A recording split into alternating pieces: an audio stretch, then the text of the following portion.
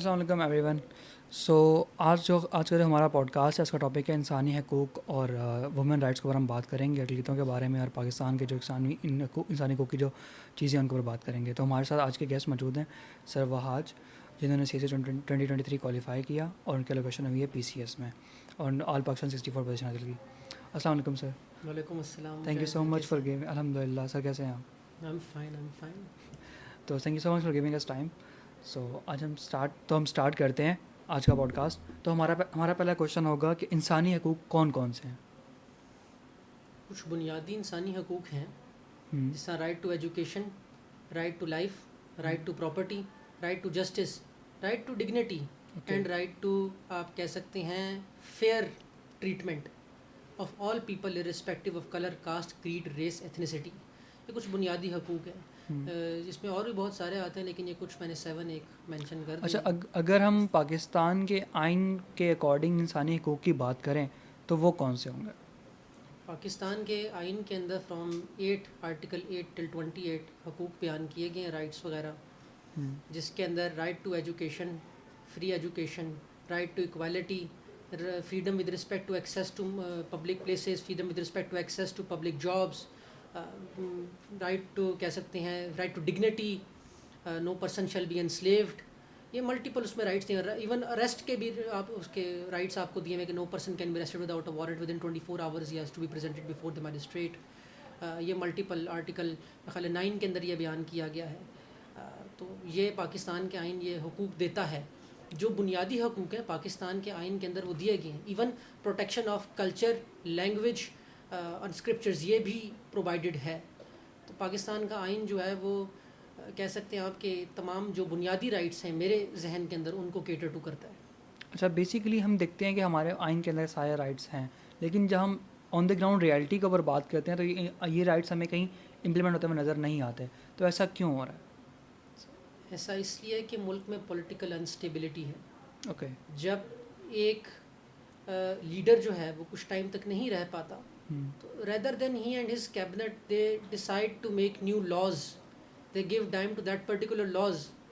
He sleeps at night thinking کہ would tomorrow be the next day that I might be ousted from my office by a vote of either no confidence or any other way. So when this Damocles sword hangs over the head of the leader of the country, he or she cannot make such decisions to implement it. And the next thing is کہ parliamentary نظام کے اندر people go towards the parliament thinking in a bid that they might become a part of the cabinet because the executive is selected from the parliament, the cabinet is selected from the parliament. But if they are not selected now, they don't have anything in mind. تو پڑھے لکھے لوگوں کا parliament میں ہونا اور ان کا ان معاملات پر بات بھی کرنا rather than to host slogans, rather than to raise slangs, rather than to waste time in political speeches and political, you can say, debates and stuff. So they should spend more time کہ how should we implement these laws. Pakistan کا سب سے بڑا مسئلہ یہ نہیں ہے کہ قانون نہیں ہے. پاکستان کا سب سے بڑا مسئلہ ہے قانون امپلیمنٹ نہیں ہو پاتا. اس کی بھی ملٹیپل ریزنز ہیں. پولیٹیکل میں نے بیان کر دی. اب آتے ہیں اکنامک کی طرف. جب آپ ایک ادارے کو فنڈز ہی نہیں دیں گے, how would you expect it to work? بالکل. کیسے وہ ادارہ کام کرے گا؟ بالکل. پھر ان ایشوز کے دوران آپ کو کچھ اسپیسیفک اداروں کے اوپر انحصار کرنا پڑتا ہے. جب آپ ان اسپیسیفک اداروں پر انحصار کرتے ہیں تو آپ کے فنڈز بھی آٹومیٹکلی انجانے میں یا جانے میں ڈائیورٹ ہو جاتے ہیں.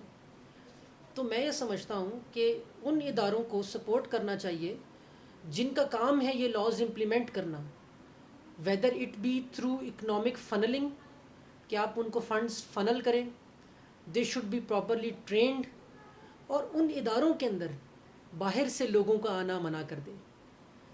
آپ لیٹس ٹیک بیوروکریسی. اس میں آپ باٹم سے آپ ایگزام دے کر آئیں گے, ٹل ٹاپ آپ جاتے ہیں تو آپ کا ہی بندہ ہونا چاہیے. پاکستان میں بہت سارے اداروں کے ایسی ایگزامپلز ہیں کہ جب آپ سلیکٹ ہوتے ہیں ان کے اندر تو وہ باہر سے کوئی سلیکٹ نہیں کرتے اپنے اندر لوگ. تو then why should the bureaucracy do that way? اس سے لوگ ایلینیٹ ہو جاتے ہیں اپنی اسٹرینتھ, اپنی اسٹرگل سے, اور پھر وہ انجانے کے اندر امپلیمنٹ نہیں کر پاتے. کس دے تھنک کہ یار in the future I might not get the high spot, I might not get the limelight, someone else might get the limelight. تو یہ ایک اکنامک ایشو ہے, سوشلی بھی اس کے اندر ایشو ہے. قوانین لکھ دیے گئے ہیں, لوگوں کے پاس تعلیم ہی نہیں ہے. اوکے, اچھا اگر ہم بات کریں وومن رائٹس کے اوپر, جی, تو ہم دیکھتے ہیں کہ ہر سال ہمارے یہاں عورت مارچ ہوتا ہے اور اس پہ لوگ طرح طرح کے سوال اٹھاتے ہیں, لیکن سم ٹائمز اس میں کچھ چیزیں ایسی ہوتی ہیں کہ جو آن دی گراؤنڈ ریالٹی پہ بیس ہوتی ہیں. ان کو حل کرنے کی بجائے لوگ ان پہ سوالات کیوں اٹھائے جاتے ہیں؟ سر مسئلہ یہ ہے کہ یہ جو ڈیموکریٹک اسٹرگل تھی نا سر, یہ لبرل فیمنسٹس کا ایک طریقہ تھا. اوکے, جب یہ پاکستان میں انٹروڈیوس ہوا نا سر, کچھ لوگوں نے under the banner and facade of liberal feminism radical feminism کو پروموٹ کیا. اوکے, اس ریڈیکل فیمنزم کی وجہ سے جو لبرل فیمنسٹ کے جائز مطالبات تھے وہ ڈاؤن چلے گئے, ان کو اتنی ہائی لائٹ نہیں ملی. اس پورے پروسیس کے درمیان مس انفارمیشن, ڈس انفارمیشن اینڈ کی بورڈ واریئرس کی ایک اسپیسیفک کیمپین چلائی گئی کہ جس کے تھرو آپ نے نوٹس کیا کہ جو آل عورت مارچ تھا, it was opened up to a barrage of criticism. Initially جب عورت مارچ اسٹارٹ ہوا, it was based upon a democratic approach of liberal feminists. ان کی جو انیشیل ڈیمانڈس تھیں وہ ساری جائز ڈیمانڈس تھیں. فار ایگزامپل ابھی پاکستان میں سیلاب آئے, یہ اخبار سے کوٹ کر رہا ہوں, بستی احمد دین کے لوگوں نے اپنی بستی خالی نہیں کی کیونکہ دے ور افریڈ کہ ان کی خواتین جب نکلیں گی تو وہ شاید باقی مردوں سے انٹرمنگل نہ کر جائیں, تو انہوں نے اس لیے بستی خالی نہیں کی ڈیورنگ دا فلڈس. تو یہ جائز مطالبہ ہے نا کہ خواتین کو ان کے حقوق دیے جائیں, انہیریٹنس دی جائے, سب کچھ دی جائے. لیکن اس کے درمیان میں کچھ ریڈیکل سلوگنز بھی لائے گئے. ٹھیک ہے, change always comes through slow process. اسی لیے آپ نے دیکھا لبرل فیمنسٹ نے اپنے 1920 کے اندر رائٹ ٹو ووٹ حاصل کیا, بالکل, لیکن ریڈیکل فیمنزم نے آج تک کبھی کچھ نہیں پرووائڈ کیا. وہاں پر گوریلا گرلز یو ایس کے اندر آئیں, اس طرح پاکستان نے بھی سلوگن اٹھایا کہ اس طرح اپنا کھانا خود گرم کرو. یس, ٹھیک ہے, اور ملٹیپل سلوگنز تھے which can not be shared here. اس کی وجہ سے اس کا کاز افیکٹ ہوا اور پھر لبرل فیمنسٹ کو بھی ان کرٹیسزم کو فیس کرنا پڑا. دیٹس دا ریزن کہ یہ ایشوز آیا.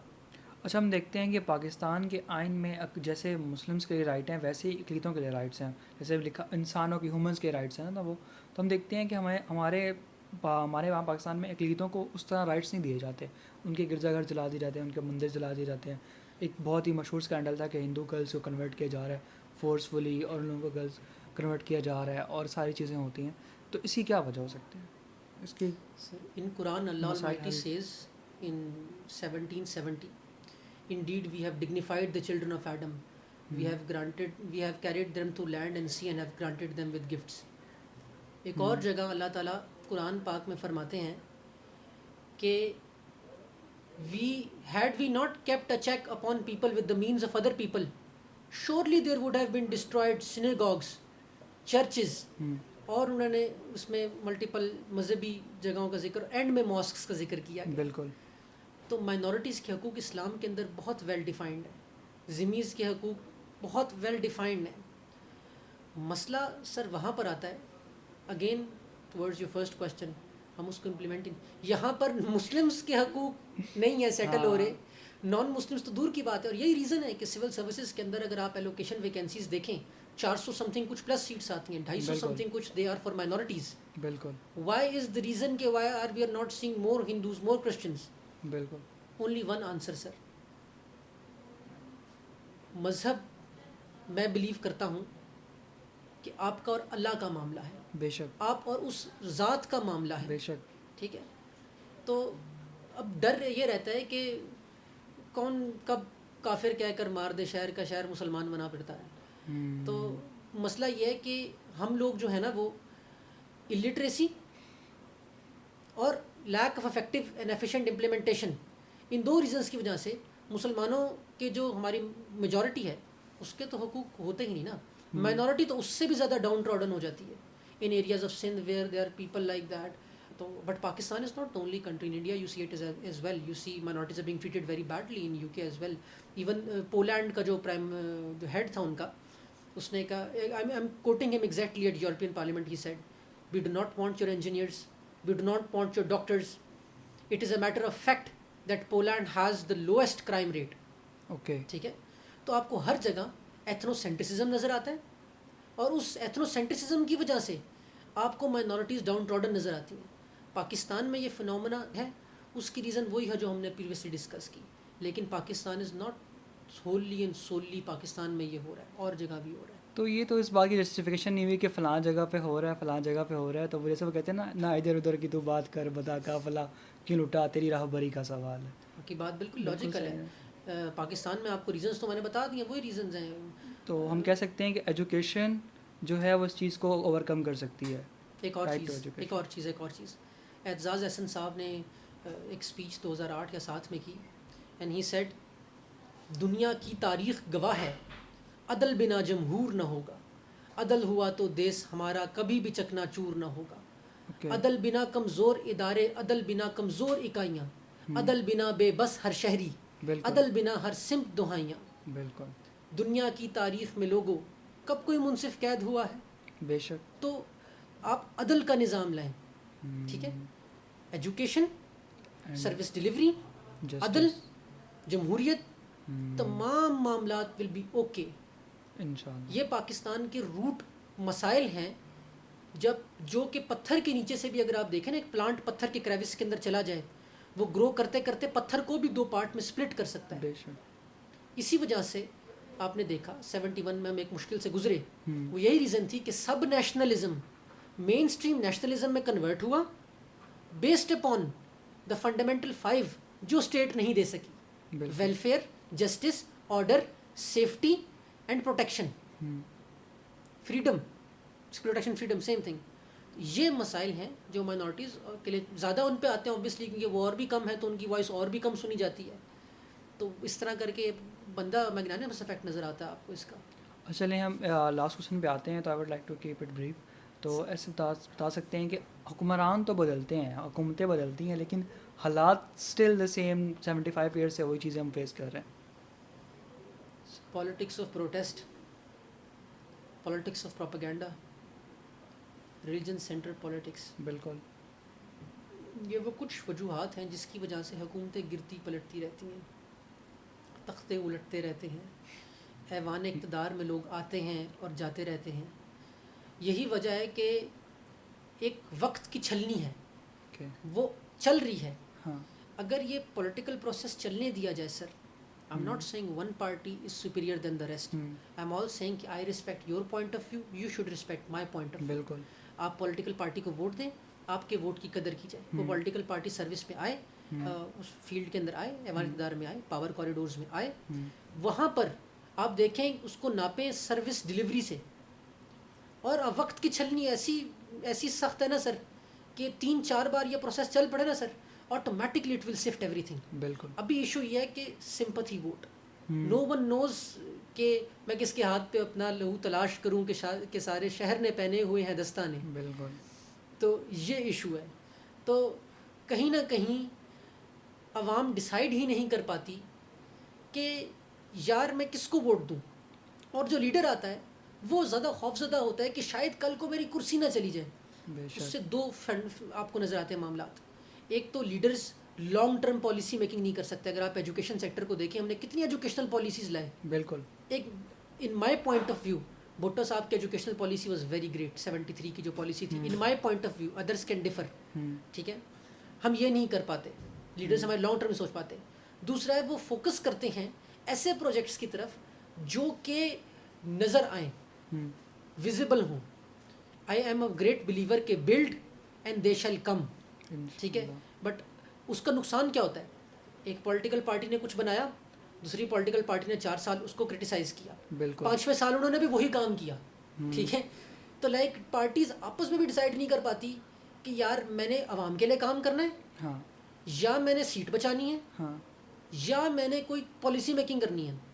اور اس پورے ڈباکل کے اندر آپ کو ایک چیز بہت کامن نظر آتی ہے کہ ہر لیڈر آ کر یہی کہتا ہے کہ کیوں، وائی واز آئی آؤسٹڈ. بالکل. یہ ایک مسئلہ ہے جس کی وجہ سے عوام کی حالت نہیں بدلتی، اور اللہ تعالیٰ بھی اس قوم کی حالت نہیں بدلتے جو کہ اپنی حالت بدلنے کا کہتا ہے. میں جیسے لوگ ہیں ویسے حکمران لاتا ہوں. بالکل. تو عوام کے اندر اگر شعور ہو اور عوام اپنے ووٹ کی طاقت کا اسے استعمال کریں اور اس ووٹ کو رسپیکٹ بھی ملے جو وہ ڈیزرو کرتا ہے. بے شک کوئی بھی ہو, میرا اس سے اختلاف ہو, آپ کو اس سے اختلاف ہو, وہ آئے, آپ اس کو وقت کی چھلنی سے گزرنے دیں. وہ وقت کی چھلنی سے گزرے گا, آپ خود دیکھیں گے عوام کی حالت بدل جائے گی. انشاءاللہ. یہی ایک فرق ہے ایکچول جمہوریت کے اندر اور ایک ٹوٹی بیساکھی پر چلتی ہوئی جمہوریت کے اندر. اور ایک بڑے مزے کا ہے کہ میں کچھ تہذیب حافی کا ایک شعر ہے, ایک ہینا, کچھ اس وجہ سے بھی میرا گاؤں دوڑ میں ہارا, جو بھاگ سکتے تھے بیساکھیاں بنا رہے تھے. یہ حساب ہے sir. Okay sir, thank you so much. آپ سے بات کر کے بہت اچھا لگا. آپ نے کافی اچھے کمپریسیو آنسرز دیے. Thank you. Thank you so much for giving us time. Thank you so much. Thank you. تو یہ آج کا ہمارا یہ پوڈ کاسٹ تھا. Stay tuned for the next one. Till then take care. اللہ حافظ.